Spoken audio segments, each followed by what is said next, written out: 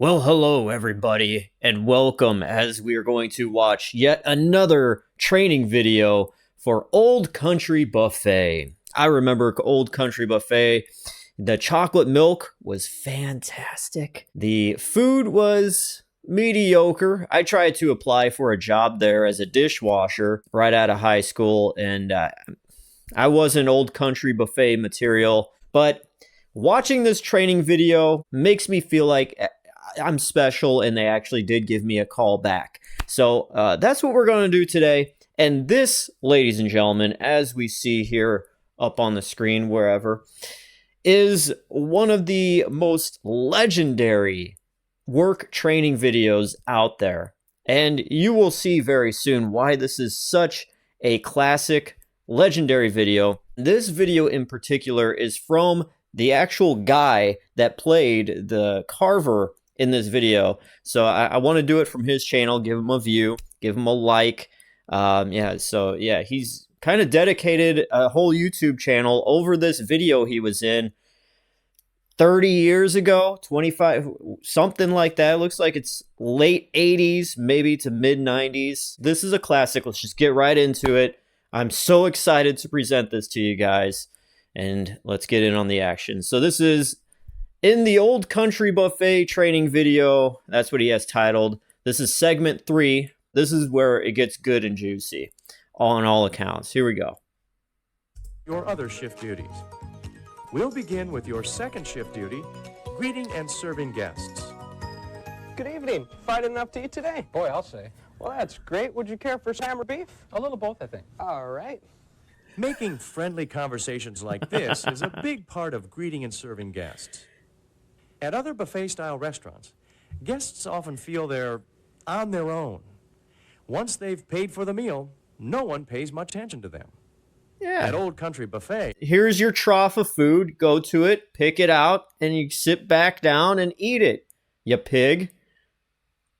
we work hard to make sure our guests never feel that way. As a carver, you spend a little more time with guests and other team members. That means you have a great chance to make them feel welcome and appreciated. By greeting the guest warmly and holding brief conversations as you serve them, you say to our guests, "We're glad you're here." Let's take a closer look at greeting guests. Every conversation you hold with a guest should begin something like this. Good evening. Or, Hi, how are you? once you've greeted the guest, start a brief conversation. Try asking a question the guest can answer in a sentence or two. You might ask something like this, Is it still hot out there? or this, Did you catch a game last night? or this. Have you tried the lasagna? It's my favorite. Don't forget to hold quick conversations with our younger guests, too. Children often play a big part in deciding which restaurant their parents visit. We want All right. Let's take a second here because the Old Country Buffet was where I grew up, and, we ate there occasionally. But there was also another buffet place at the time called Ryan's, which was way better. It was a step up, So we would always go to Ryan's, but they kind of did the same thing here with, I don't know, maybe the square of me is blocking this off, but this girl has this teeny tiny paper thin piece of meat put on the plate.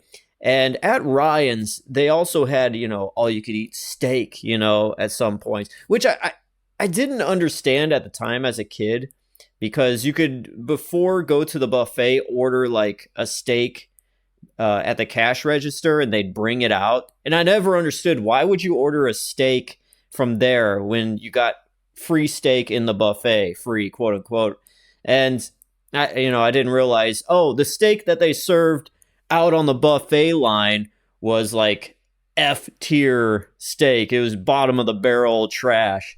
But at the time as a kid, you didn't care. Hey, steak is steak. Put some A1 on it enough and it'll taste great regardless. But I remember the guy that would carve the steak, he would be so stingy with it. And it's like, dude, you didn't pay for that steak. Give me another slice. Hey, that's nothing. Look at me. I'm a growing boy. Like back then, when I was like 10, 11, 12, I was fat. So I needed a lot more. So, but yeah, I'd eat the steak, come back, and whatever. I don't understand if you're just working there, you didn't pay for the thing or anything. I don't. But anyways, that was, I guess, the policy. Just give them a little bit. Have them keep coming back because you don't want to waste food. Anyways, let's get into it. Them to feel welcome and special here too. So start conversations with children by saying something like this, What grade are you in at school? or this, Have you decided what dessert you're going to have? or this. Do you like hot fudge sundaes? Once you've held a brief conversation, it's time to move on to the second half of this Yeah, do you like hot fudge sundaes? shift duty, serving the guests. That's what you need to do when you talk to anybody in the world. Do you like hot fudge sundaes? Begin by asking, What'd you get for some ham or beef? Ham, please. once guests have chosen what meat they want, If I was that guy and the lady said ham, I'd be like, oh, you sick slime. You sick slime. Here you go. Here's your slop. you'll carve a slice of it. Exactly what size of slice you will serve will be a judgment call on your part unless the guest makes a special request. We don't limit the can have. We do, however, manage it to reduce waste. Here are some guidelines for knowing how much meat to serve a guest. When your guest's plate has very little on it, carve a full cut. Lay it over the bare portion of the plate. Children usually prefer smaller portions. Carve them a smaller cut. Place it on an open section of the plate. If your guest's plate looks like this, quarter cut or a half cut of the meat the guest requests. Sometimes guests will tell you I apologize. It's not my internet connection. This video itself is kind of choppy, but you can kind of make it out exactly what they're saying. exactly what size of cut or number of pieces they want. Other guests will ask you to carve a slice thicker than our usual dime width. These guests all feel they're getting more when getting Now, did you hear that? Dime width. Like, literally that. Nothing. a thicker cut. Actually, the thin cut ensures them a tender piece of meat, which is why we carve dime thicknesses. If a guest asks you, I'd like a half-inch slice of that roast beef, please. say something like this. I'd be glad to carve you that. Thinner slices are more tender, though. Would that be all right?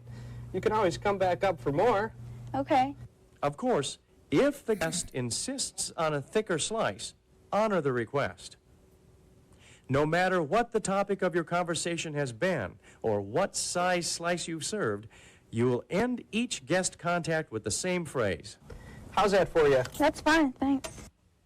Asking, how's that, makes sure guests are happy with the slice they received. If they're not, or if they also want a slice of a different meat, you can correct the situation promptly. Guests will sometimes ask you questions about the food we serve and how we prepare it. To be ready for these questions, make the most of opportunities to learn about our menu items. If you are asked a question you can't answer, find someone who can answer it.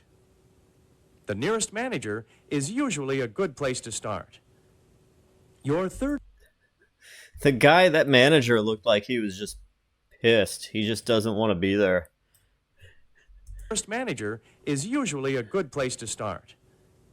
Yeah, I don't know. Just leave me alone. Your third shift duty is maintaining the carving station. Yep, As gotta you maintain carve and it. serve meats, your station quickly loses the cleanliness and appeal it had when the restaurant opened.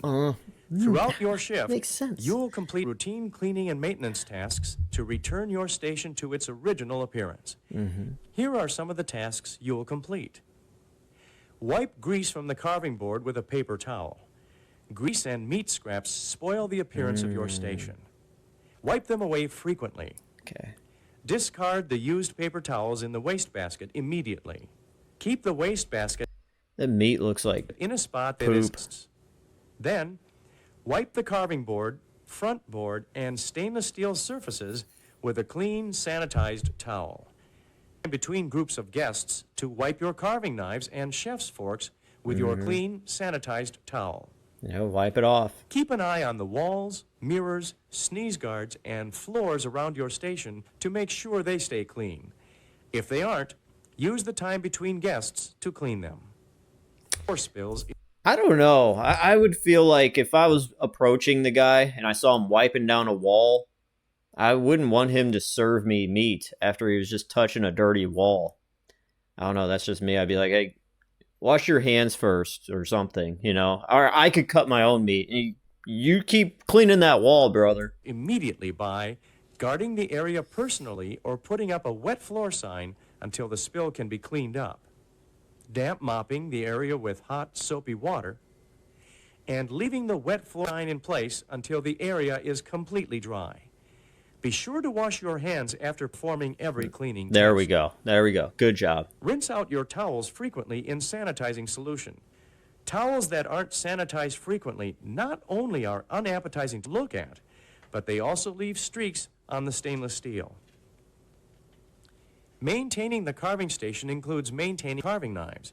To keep your knives sharp and ready to carve, you use a grooved steel rod called, appropriately, the steel doesn't actually sharpen the knife.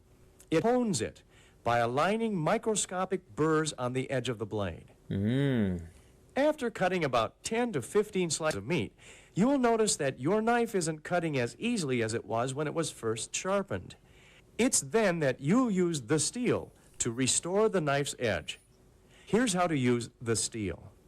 Note that the process is described for right-handed carvers. If you are left-handed, reverse the process. Okay. Before you start, put a carver's protective glove on each hand. Nice. Medieval Hold style. the steel in your left hand. Cool. Hold the steel so the point is up. You will keep the steel's tip up throughout this process. It's like, okay. Hold the knife in your right hand. All right. Place the blade of the knife at the base of the steel on the side furthest from you. The cutting edge should be facing up.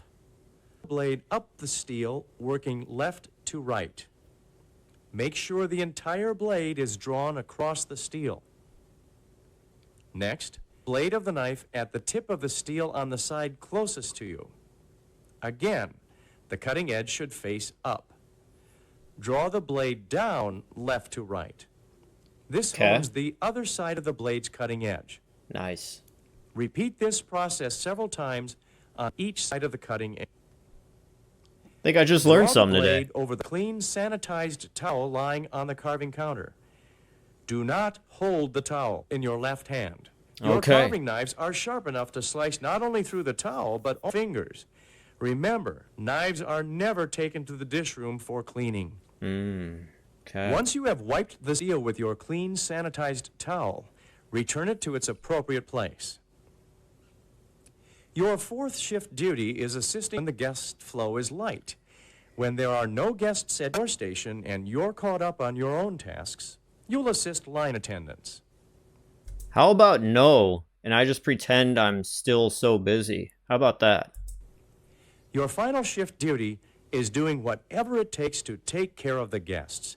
At Old Country Buffet, serving guests is our #1 priority. You have many opportunities throughout your shift to lend a helping hand to our guests. Every time you offer that helping hand, chances are you increase guests' satisfaction with his or her visit. Before we leave your shift duties, let's take a minute or two to look closely at something you need to be aware of every minute you're on the job. Safety. As a carver, you work in an area with a high potential for accidents. Sharp knives, grease from the hand, and the rush of a busy shift can sometimes combine to create a disaster. That's why I'm getting like anxiety because I remember working rushes like at Pantera Bread Co. That's what I meant. And yeah, a rushes there. It was right by the courthouse. Like all the courthouse people would just rush to Pantera Bread Co. And it sucked so bad. why you need to always work safely. Here are a few things to keep in mind. Treat your knives with respect. They are razor sharp, honed to an edge that cuts through meat with only a little pressure. Unfortunately, it doesn't matter to the knife if it's cutting through a ham or your finger. Don't grab for a falling knife. Let it hit the floor. In your haste to prevent it from falling, you stand a 50-50 chance of grabbing the blade, not the handle. Take extra time and care when you're washing knives. When both your hands and the knives are wet, it's easy to slip if you're hurrying. Slow down and complete the job safely. Never place knives in bus tubs, Lexans, or sinks full. I've never seen a sink like that. It just keeps bubbling up. That's pretty cool, though. Like, all my dishwashing jobs never had a nice setup like that. Like, we literally had a sink, and there was a box that you would lift up and roll the cart in, and you put it down, and it would only sanitize it. It never scrubbed it. You know, it was just a sanitizer. All the scrubbing was done by hand there. And it was a buffet place. It was like a mom and pop place, and you'd have like 9 bus tubs, and it's Saturday night, and having a setup like that would be a dream come true. But man, Full of soapy water. Use only sharp knives. Believe it or not, dull knives are more dangerous than sharp knives. Because you have to work harder to get a dull knife to cut, the chances of cutting yourself or a guest are much greater. okay. Finally, be aware at all times of where the guest's hands are. Without realizing it, guests may move their hands in the path of your knife. Keep an eye out for this hotel. Well, ladies and gentlemen, there you go. That is the legendary training video. It's probably the funniest part when he's talking to the customers. The rest is just kind of like, meh, yeah, okay, yeah. But, yeah, that was actually very educational. I hope you got something from watching this video. And congratulations, you now are qualified to work at Old Country Buffet. I'm just curious, though. I want to look and see the state of what the Old Country Buffet is at right now. So let's just do that. Okay, so apparently Old Country Buffet was owned by Vita Nova Brands, which is now out of business, and everything is out of business now. So it was based in San Antonio, Texas, and it was an owner and operator of many buffet chain restaurants. Due to the pandemic, they went all kaput in 2022. And 1983 is when the whole thing started. Old Country Buffet started. Country Buffet, I guess there was 2 different things. I don't understand the difference of the old and new, but there was a hometown buffet that started in 1989. And then we had Ryan's, which I remember. That was bought out by this group in 2006, I think. And yeah, so it was all under one umbrella from 2006 on. Ryan's, Hometown Buffet, Country Buffet, Old Country Buffet. It's all there. Apparently, they own 2 other restaurant chains, Tahoe Joe's and Curry House. There wasn't much going on with those, though. Now, I don't know if there are some independent ones that are still going on, but it looks like all the Old Country Buffets are gone. I'm on the official Facebook page for it, at Old Country Buffet, and there is nothing happening. There's 267 people that like this. It was created in 2010. I think even by then, Old Country Buffet was kind of dying out. It was already a dying chain before anything happening in 2020 hit. So, I mean, it just took that little bit, and it was just like, nope, we're gone. But, yeah. Anyways, there you guys go. Old Country Buffet, RIP. But you were never that great anyways. You never gave me a chance. So, good riddance. All right, guys. Peace out. Thanks for watching. I'm DJ Glowing Eyes. Have a great day.